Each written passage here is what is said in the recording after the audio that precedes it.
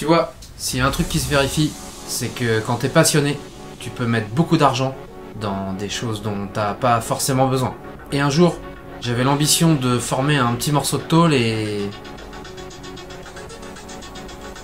Bah, je crois que c'est un peu parti en vrille, quoi.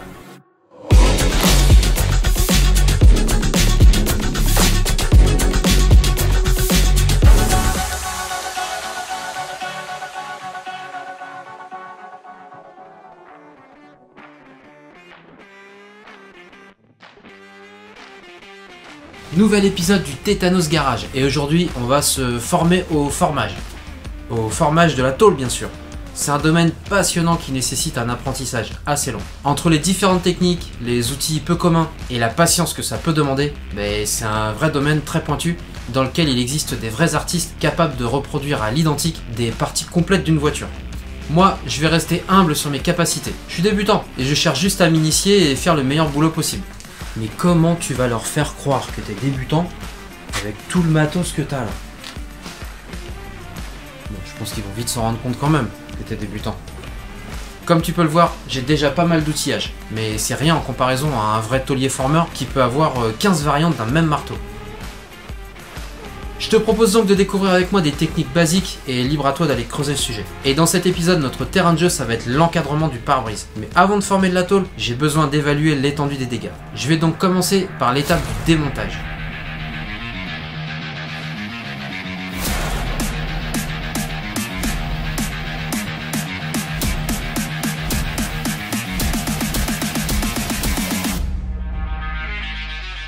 Allez, je commence le démontage par la face avant.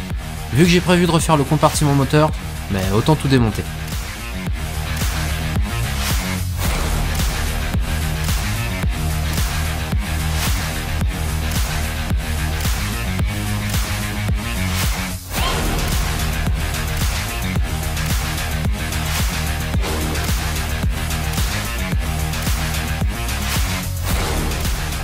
Je démonte aussi les ailes parce que j'ai prévu de repeindre les passages de roue.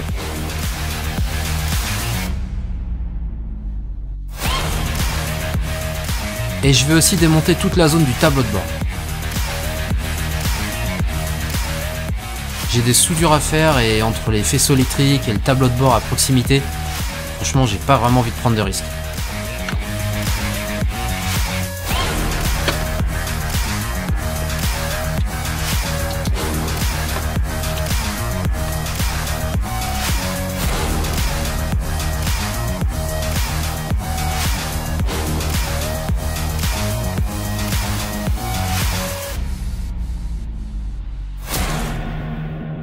Je peux maintenant m'attaquer à la partie la plus délicate, la dépose du pare-brise. Et là franchement, j'emmène pas large. Je ne sais même pas si je serais capable d'en retrouver un si je le casse.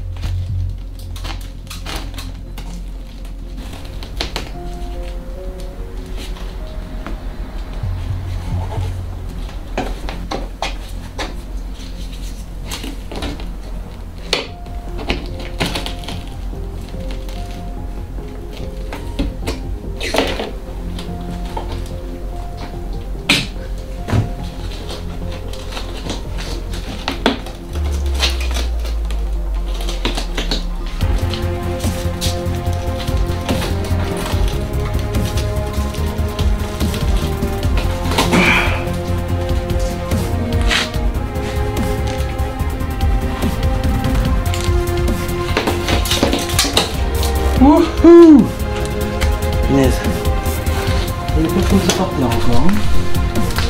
Ça va trop vite.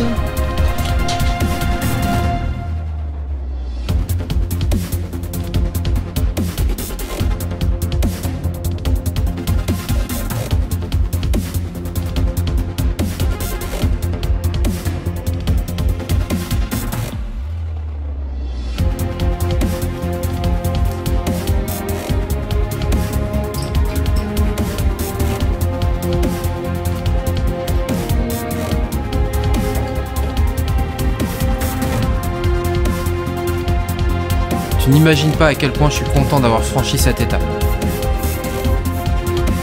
Je vais terminer de nettoyer le pare-brise et je vais le stocker dans un endroit à l'abri. Voilà, maintenant que tout est démonté, on va regarder un petit peu l'étendue des dégâts. Et je sais pas par quoi commencer. Par le pire, par le meilleur. Bah écoute, on va dire que je te garde le meilleur pour la fin et je pense que tu vas pas être déçu.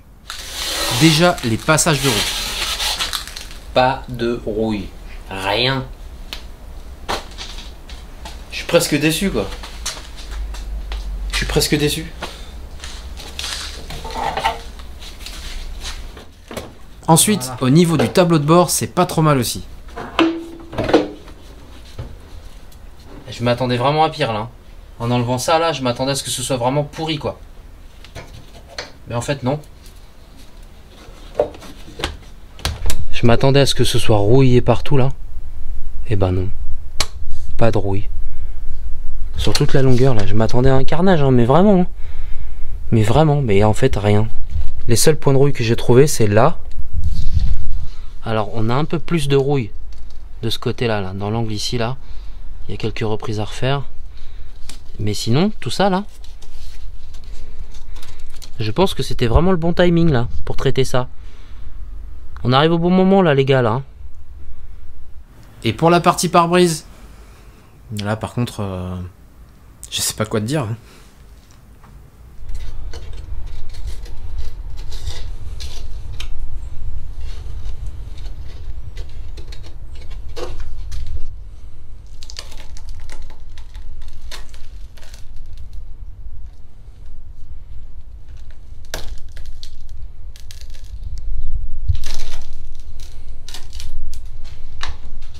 Je ne sais pas si c'est la colle d'origine ou si le pare-brise a déjà été changé, mais c'est un carnage.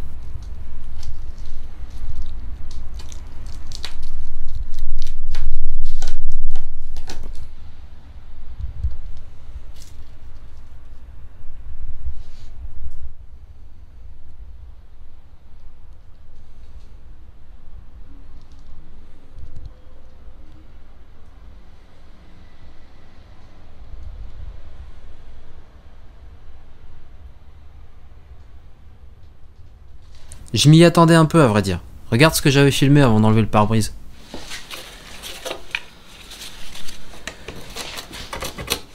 L'idée là. Le truc qui passe sous le pare-brise quoi. Là, on est vraiment sur un truc où le joint est totalement inexistant quoi. T'as vu ça? J'ai rien enlevé là. Hein. C'est fou quoi. Là ici il y a même plus de colle. Regarde. Le truc qui passe dedans. Maintenant que je suis un peu plus au fait des travaux à réaliser, je sais par où commencer. Et la première étape, ça va être de neutraliser la rouille. Ok, c'est le moment où je vais m'attaquer au décapage de tout l'encadrement du pare-brise. Donc pour me faciliter la tâche, je vais utiliser deux types d'outils. Je vais utiliser la disqueuse avec un disque qui permet de décaper la peinture sans faire chauffer la tôle. C'est ce que j'avais utilisé pour le réservoir, ça marche vraiment très bien. Et je vais aussi utiliser cette lime électrique. Ça c'est super pratique. Pour moi, ça fait partie des outils qu'il faut absolument avoir dans son atelier. Ça permet d'aller vraiment gratter dans les recoins. Ah bah faut le brancher par contre.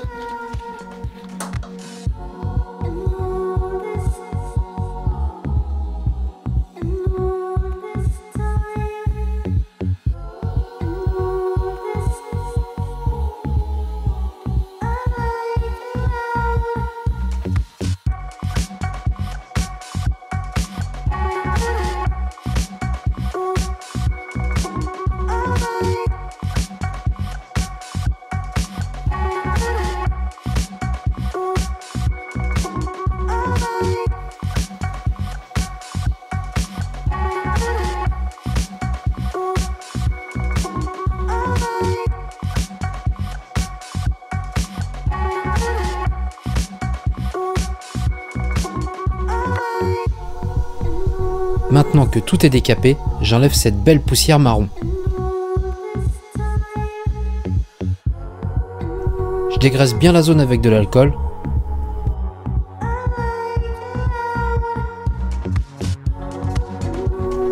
Je passe ensuite mon convertisseur de rouille. Je laisse sécher tranquillement et je vais pouvoir passer aux travaux de réparation. Pour mener à bien tous ces travaux, je vais te présenter un panel d'outils. Ce qui m'a un peu orienté dans mes achats, c'est ce livre. C'est lui le coupable. C'est une référence pour qui veut découvrir ce domaine. Même si tu ne pratiques pas, il reste plaisant à lire et chaque sujet est abordé avec des cas pratiques. Je te mets le lien en description si tu veux te le procurer. Ce que je te propose, c'est qu'on prépare tout de suite une tôle ensemble. Comme tu peux le constater, j'ai déjà fait la découpe de la partie malade. Je vais maintenant préparer un gabarit qui va me permettre de couper ma tôle.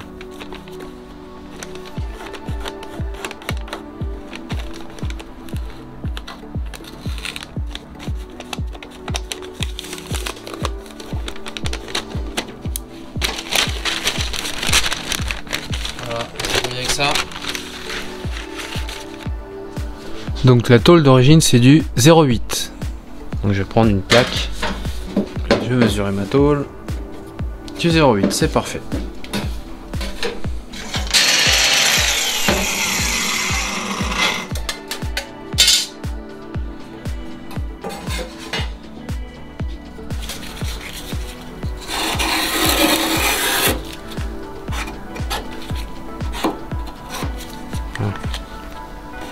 Ça me permet de repositionner la pièce à chaque fois au même endroit. Parce que je vais passer mon temps à faire des allers-retours. Donc là la forme elle va aller passer par là. Maintenant que j'ai défini la forme globale de ma pièce, je peux passer au formage. Et le premier outil que je vais utiliser, c'est la bordeuse moulireuse.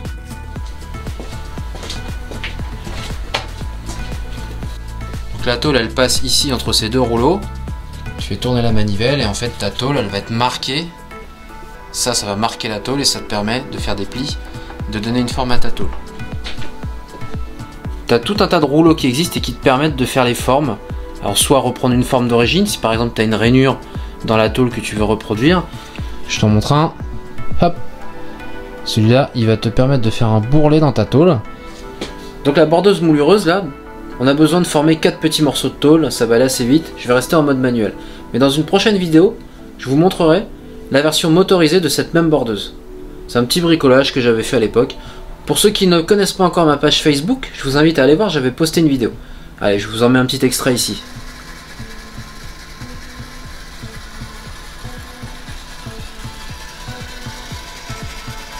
Bon, tout ça on le reverra un peu plus tard, d'autant que je suis en train de travailler sur la version 2.0 de la bordeuse moulireuse motorisée.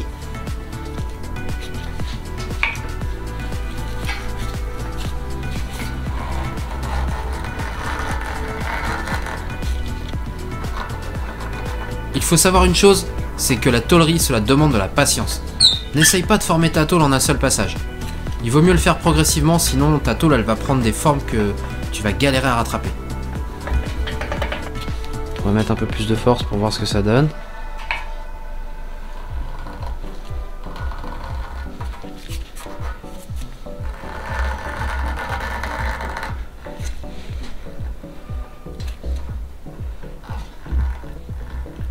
La bordeuse, c'est vrai que quand tu peux le faire à deux, c'est quand même beaucoup plus simple. Parce que ça demande d'être à peu près en face de l'axe. Et tourner la manivelle en même temps, c'est pas évident. C'est pour ça que je l'avais motorisé, de toute façon. On va pouvoir voir ce que ça donne maintenant. Tu vois ça? Donc ça, il va falloir récupérer ça. Donc ce que je vais faire, c'est que je vais étendre la tôle sur cette partie-là. Et on va voir qu'elle va retrouver en fait sa forme. Et pour étendre ça, je vais utiliser ce qu'on appelle un formeur. Alors mais qu'est-ce que c'est que cet outil? C'est hyper simple en fait. Je te montre. Tu vois, regarde, tu mets ta tôle là-dedans, là. Tu descends la poignée, ça vient mordre la tôle et ça vient se rapprocher comme ça. Ça permet de rétreindre la tôle. Shrinker en anglais. Ta shrinker, Et t'as son frère, le Stretcher, qui lui fait l'inverse en fait. T'enlèves ça. On met le Stretcher. Stretch. Là, regarde, il va venir prendre la tôle comme ça. Et boum, il fait un écartement de la tôle. Ok. Et là aussi, tu prends ton temps. Il vaut mieux multiplier les passages plutôt que forcer comme un bourrin.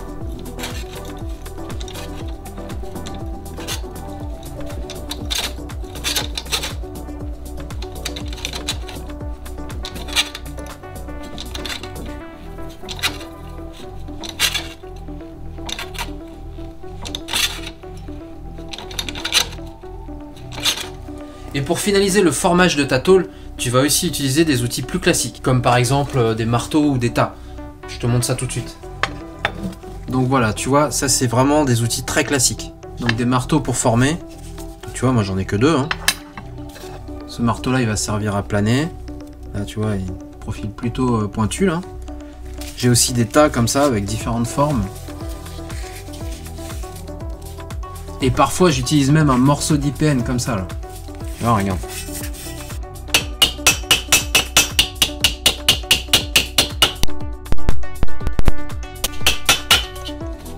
Ensuite, je vais utiliser différentes pinces. Donc tu vois, ça c'est des pinces qui permettent de découper la tôle. Ça c'est des pinces que je vais utiliser pour faire de la soudure. Et ce marteau là, tu vois, avec un sac de frappe.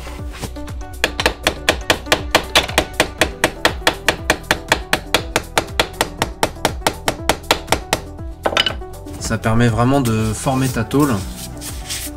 Ça, celui-là, vraiment, je l'adore. C'est un de mes marteaux préférés. C'est vraiment top. Il y a un outil aussi que j'adore, c'est la roue anglaise. J'en ai pas forcément eu besoin pour former cette pièce, mais je te montre quand même parce que j'adore cet outil.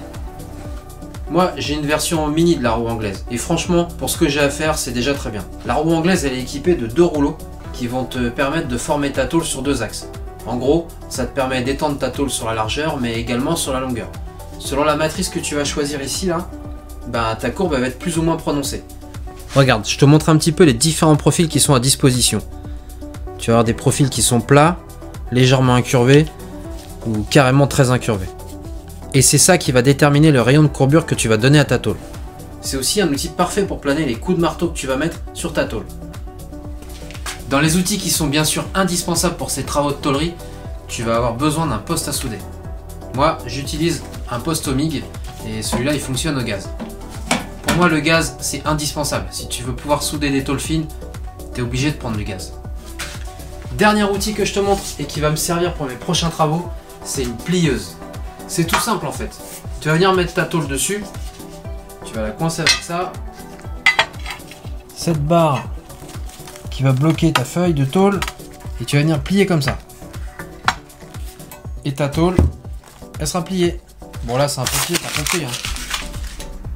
J'ai plein d'autres tôles à remplacer sur la voiture. Alors n'hésite pas à me dire en commentaire si tu veux que je t'en parle dans un prochain épisode. Je te montre maintenant comment notre pièce prend place sur la voiture. Alors voilà ce que ça donne en gros.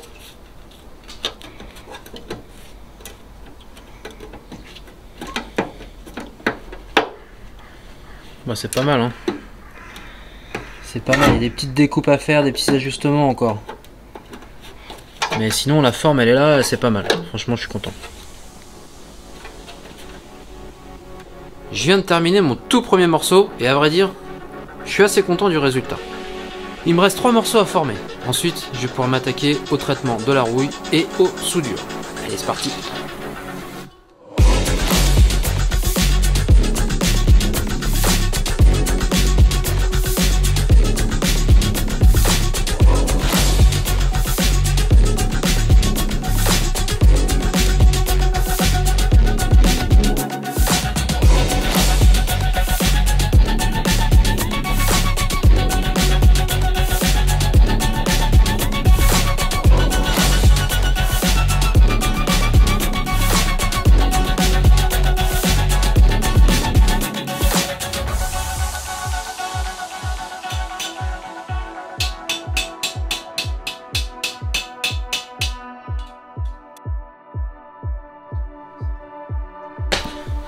Ça y est, j'ai terminé de former toutes mes tôles.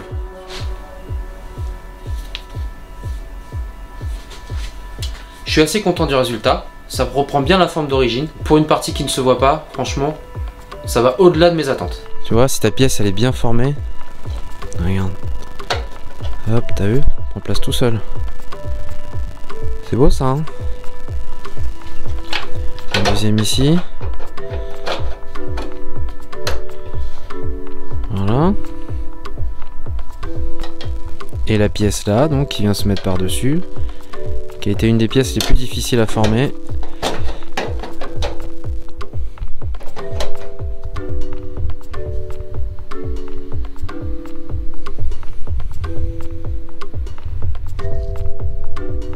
J'ai appliqué un après à base de cuivre. Ça permet au moment de la soudure de ne pas faire fondre ce revêtement. Il est résistant en fait à la température. Ça évite que la rue revienne entre les tôles. Donc faut traiter sur la voiture, mais également sur la pièce. Sur la partie extérieure, évidemment je le traiterai par la suite. Bon, je vais pouvoir aller chercher mon poste à souder maintenant.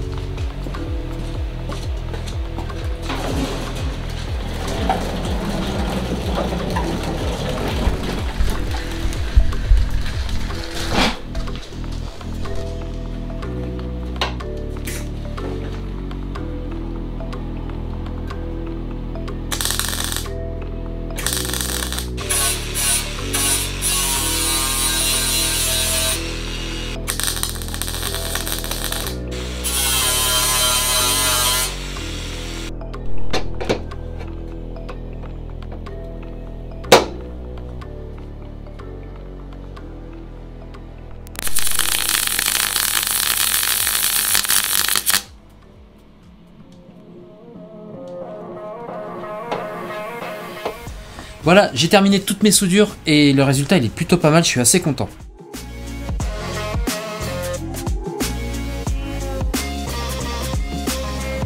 J'ai déjà tout traité à l'anti-rouille pour être tranquille.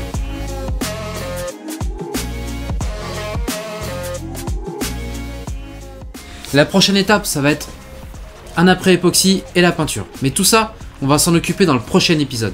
Parce que j'ai un peu de boulot avant de pouvoir peindre. Je vais devoir m'occuper de la baie moteur. Et là aussi, je vais avoir un petit peu de travail de tôlerie et de soudure pour pouvoir réparer mes erreurs du passé. Bon, tu me dis en commentaire si ça t'a plu ces petits travaux de tôlerie. Et il me reste à vous remercier d'avoir regardé cette vidéo jusqu'au bout. On va se quitter avec la petite séquence habituelle. Montre jamais ça à ma femme.